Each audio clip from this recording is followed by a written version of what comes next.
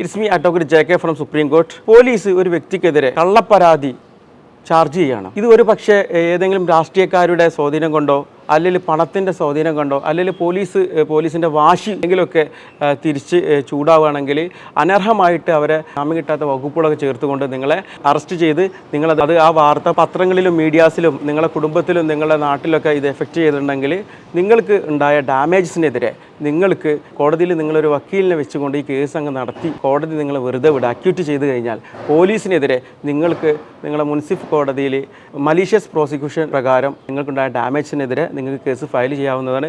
10 ലക്ഷം വരെ നിങ്ങൾക്ക് മുനിസിപ്പൽ കോടതിയിലും 10 ലക്ഷത്തിൽ എത്ര വേണമെങ്കിലും നിങ്ങൾ സബ് കോടതിയിലും നിങ്ങൾക്ക് എന്ത് ചെയ്യാം കേസ് ഫയൽ ചെയ്യാം. പോലീസിൻ്റെ വീടും സ്ഥലങ്ങളൊക്കെ നിങ്ങൾക്ക് അറ്റാച്ച് ചെയ്യാം. എന്തൊക്കെയാണ് പോലീസിൻ്റെ വാഹനങ്ങളൊക്കെ നിങ്ങൾക്ക് അറ്റാച്ച് ചെയ്യാം.